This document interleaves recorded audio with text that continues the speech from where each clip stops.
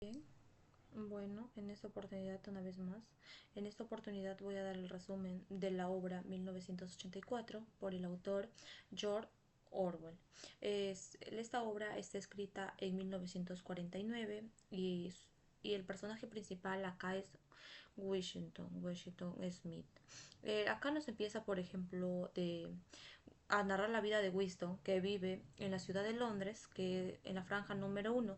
Y pues Londres en ese entonces estaba localizado el centro del supermercado de la Oceanía. Antes era conocido como la Gran Bretaña. La primera parte del libro entonces consiste en gran medida en narrar, en contar las reflexiones personales del personaje principal sobre su existencia en el mundo en que vive. También lo empieza a contar los principios del socialismo inglés y está gobernado por una organización armoniosa conocida simplemente como el Partido, del que el gran hermano es la figura principal. Existen también en el mundo otros dos superprestados, además de que la Oceanía, que se llama Eurasia, y Asia Oriental, los tres están siempre involucrados en una serie cambiante de alianzas y enfrentamientos.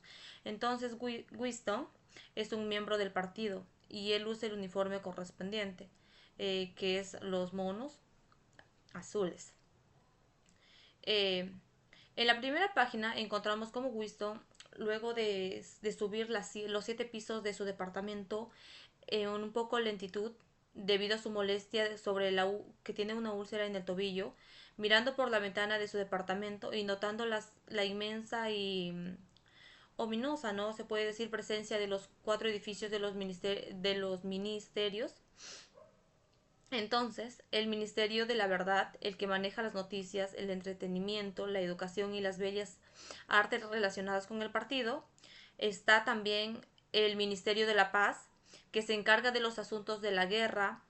Está el Ministerio del Amor, que administra la ley y el orden, y el Ministerio de la Abundancia, que está ahí, que administra los asuntos económicos. En neolengua, el idioma oficial de la Oceanía, esos ministerios están conocidos como Miniver, Minipac, Mini Amor y Mini Dancia. Wissington entonces vive con claridad, ¿no? El Ministerio de la Verdad desde la ventana de su departamento e incluso puede distinguir los 3 lemas del partido que son esculpidos en la gran estructura del hormigón blanco como la forma de la pirámide.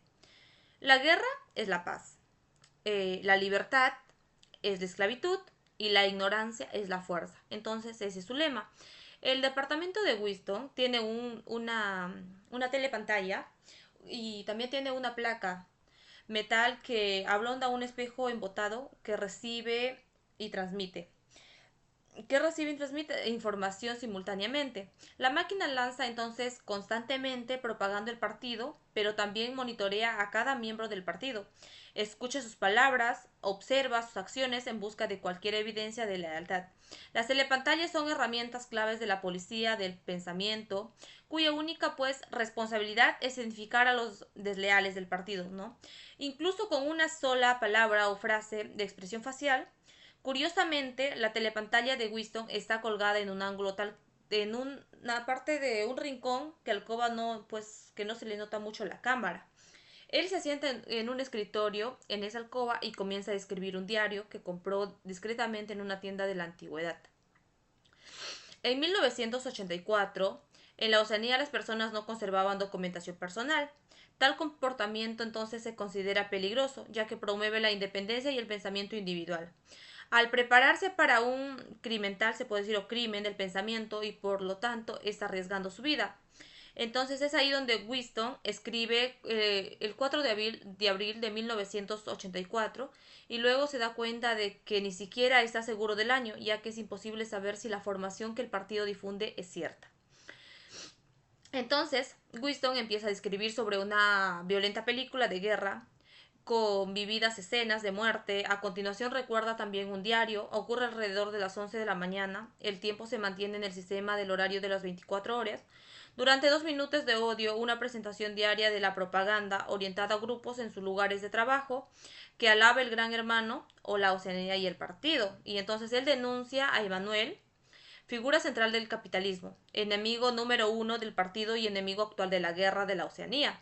Mientras entonces estaba rodeado de otros miembros, el partido, atrapados en el fervor, se denunciara a sus enemigos, ligeramente gritando o lanzando cosas de la telepantalla y alabando al gran hermano y a la Oceanía. Entonces Wilson tomó nota de lo que se lo rodeaban, ¿no?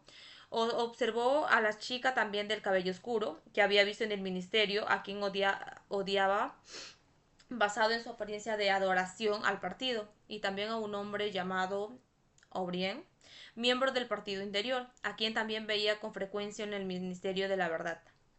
O'Brien y él se miraron a los ojos y Wilson sintió inmediatamente que ambos pensaban lo mismo, asumiendo que O'Brien también encontraba esta práctica y la propagaba en el partido desagradable. O'Brien de repente entendió que deseaba libertad individual, quizás ya no respaldo por lo que recibía como apoyo no verbal de sus sentimientos antipartidistas, ¿no? Entonces Winston decidió empezar a escribir en su diario ese mismo día. Al recordar ese evento, entonces Wilson descubre que sin darse cuenta ha escrito bajo el gran hermano. Una y otra vez en su diario se siente con un poco pánico, pero luego recuerda aún a sí mismo que ya sabe que un día será arrestado, ¿no? Es solo una cuestión de tiempo, dice él. Entonces escucha un golpe en la puerta, interrumpe sus pensamientos. Entonces Winston supone que la policía. Entonces el pensamiento a él le atacaba. Lo ha encontrado, pero de pronto descubre que su visitante es la señora Pearson, del otro lado del pasillo. Su esposo trabaja con Winston en el Ministerio de la Verdad y la señora Pons ha venido a pedirle a Winston que le ayude a descartar el fregadero. Él le ayuda él le ayuda pues, y al hacerlo conoce a su hijo y a su hija, miembros de la Liga Juvenil. Entonces, de hecho, le ruegan entonces al padre que le lleve al ahorcamiento de un enemigo declarado del partido en un evento lamentablemente común. Winston preside que muy pronto estos niños denunciarán a sus inocentes padres ante la policía del pensamiento y serán públicamente llamados héroes infantiles. Winston regresa a su departamento y empieza a reflexionar sobre la imposibilidad de escaparse del partido. Entonces él empieza a pensar de nuevo en O'Brien, recuerda cómo hace 7 años soñó que estaba caminando por una habitación oscura y cuando de repente escuchó la voz de O'Brien decir nos encontramos en el lugar donde no hay oscuridad. Desde ese sueño, Winston ha entendido cada vez más la percepción compartida o también O'Brien sobre el partido. Continuando reflexionando sobre los principios sagrados y también sobre la mutabilidad del pasado, y le parece estar recorriendo las selvas submarinas, perdido en un mundo monstruoso cuyo monstruo era él mismo. Entonces, Winston se siente solo en su rebelión interna y se pregunta ¿para quién está escribiendo el diario? Entonces, pues no, las posibilidades de que cualquier humano que ya no sea un miembro de la policía, el pensamiento lea alguna vez sus palabras, es bastante pequeño. Antes de regresar, entonces, Winston escribe algunos pensamientos finales en su diario. Desde esa época, entonces, uniformidades, desde este tiempo de soledad, la edad del gran hermano de la época del doble pensar, se puede decir, muchas felicidades. Finalmente, con un solemne comprensión señala, el criminal, el crimen de la mente, no implica la muerte. El criminal es la misma, ¿no? Para asegurarse de que no descubra, Wilson se quita la tinta curiosamente de las manos y coloca el diario en el cajón de su escritorio con polvo en la tapa frontal de su dispositivo y de su seguridad que le revelara si otras manos han tocado su precioso libro. Winston entonces sueña con su madre, quien desapareció una vez en una de las grandes purgas de la década del 50, cuando Winston tenía aproximadamente 10 años u 11 años de edad. En su sueño su madre está sentada bajo de él con su hermanita en los brazos en una habitación subterránea. En ese recuerdo se siente triste porque sabe de que de alguna manera a ella han renunciado a su vida y la de su hermana por él. Piensa en cómo su muerte, como una tragedia imposible en los tiempos actuales, dado que ella murió amándolo y entregándole la lealtad personal que el gobierno actual del partido jamás lo permitiría. En su sueño, Wilson de repente se encuentra con un país dorado, lo que suele suceder en los sueños. En el país dorado se encuentra con en los pastos, ahí con- rodeado de conejos. Sentí el muelle, césped bajo sus pies y la dulce tibieza del sol. Al borde del campo había unos olmos cuyas hojas se movían levemente y algo más allá corría el arroyo bajo las sauces. Entonces, en este sueño, la chica morena del ministerio a quien Winston desprecia por fervor por el partido se le acerca y le arranca la ropa con un gesto tan espléndido que se mera existencia e hizo rebelión contra el partido. Se despierta con la palabra Shakespeare en los labios. Es la hora del ejército matuino. Entonces, las sacudidas físicas, una rutina de ejercicios implementada por todos los miembros del partido a través de la telepantalla específicamente adaptada para cada grupo atereo.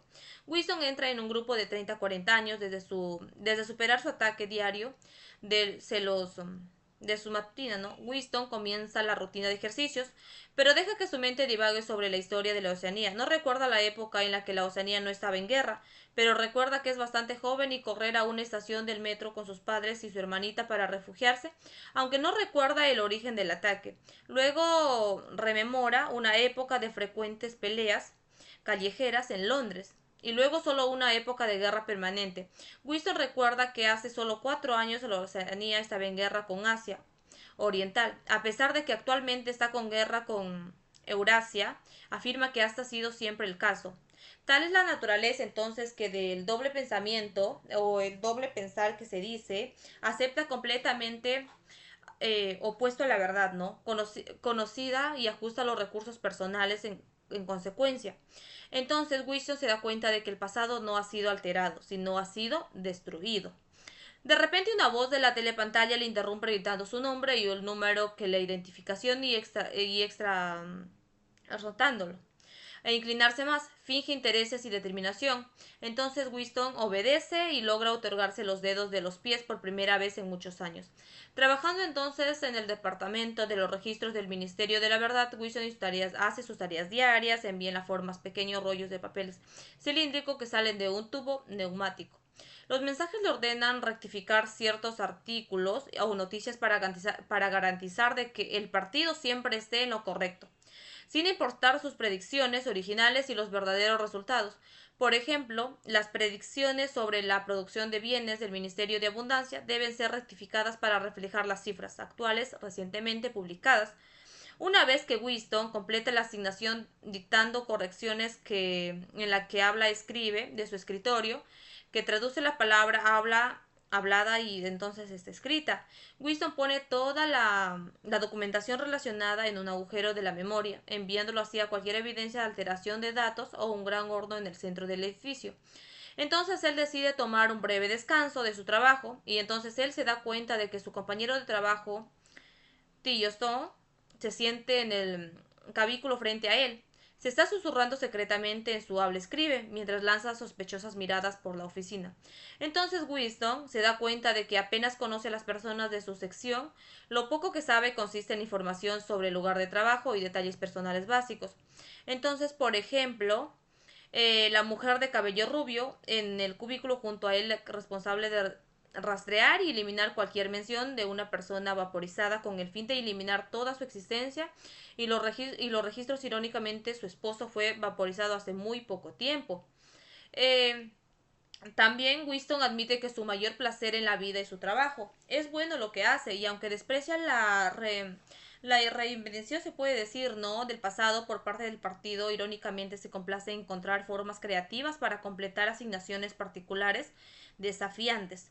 En ese día, Winston crea una camarada Ogilvy y de la nada que para reemplazarle el nombre de un miembro del partido interior no personalizado, recientemente nombrado la camarada, quien en vez recibió el honor del orden del ministerio consículo de la segunda clase. Wilson entonces crea una vida para ese suboficina camarada entonces y está seguro de que su trabajo será considerado creativo y efectivo para resolver el difícil problema de eliminar de los registros a un miembro del partido interior, alabado públicamente. Entonces, Winston entra en el comedor del Ministerio de la Verdad y se encuentra con Simi, a quien llama regamadientes.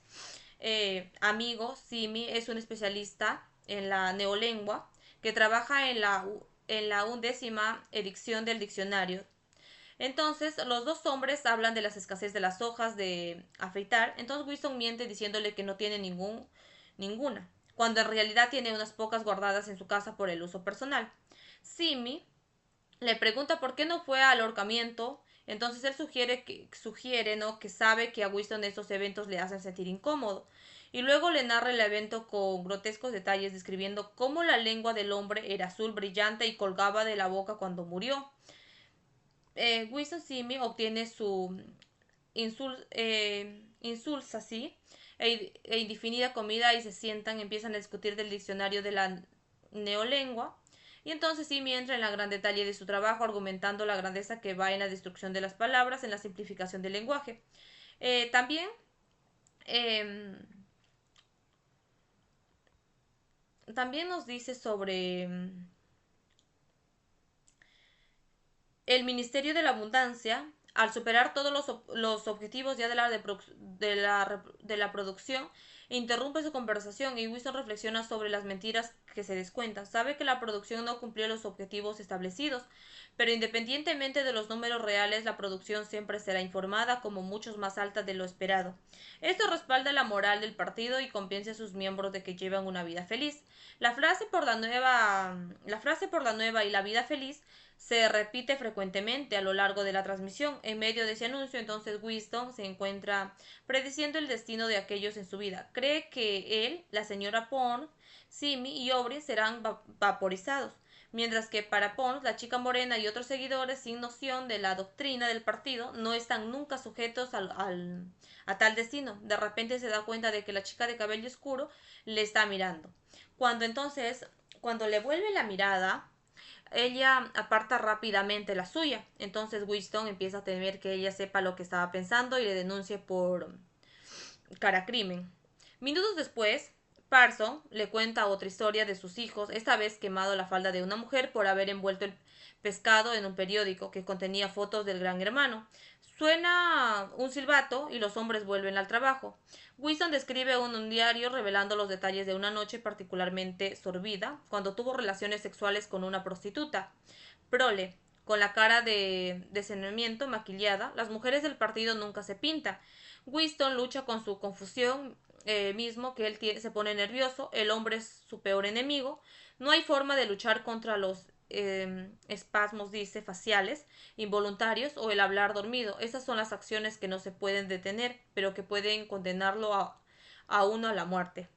Entonces, Winston se pone a recordar de su esposa Catherine, de quien se separó, pero nunca se divorció. Según la práctica del partido, Winston describe cómo el partido trabaja continuamente para eliminar todo el placer de los actos sexuales, considerando el erotismo un enemigo. Los matrimonios partidistas deben ser aprobados por el comité y para obtener la aprobación del hombre y la mujer en cuestión no deben demostrar ninguna atracción física real entre ellos. El objeto de un matrimonio es producir descendencia, no buscar el placer o la satisfacción personal. De hecho, ciertas organizaciones del partido, incluida la Liga Juvenil Antisex, de la cual es el miembro de la chica de cabello oscuro, como una lo demuestra la banda Carnese alrededor de su cintura, defiende el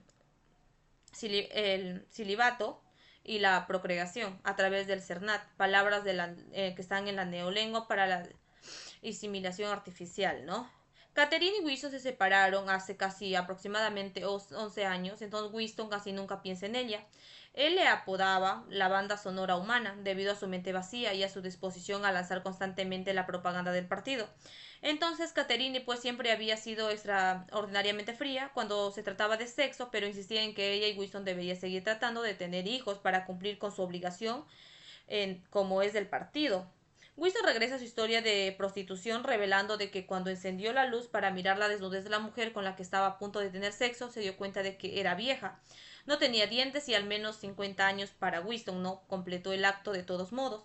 Al escribir esta confesión, Winston lucha por confrontándose a los ojos en los dos dedos y usando cada vestigo de autocontrol para no gritar las malas palabras. También cuenta que él dice que ahí también escribe que si alguna esperanza está en los proles que son de los 80 y 5 por 5 creo, de población oceanianos únicos según el que pueden derrotar los partidos.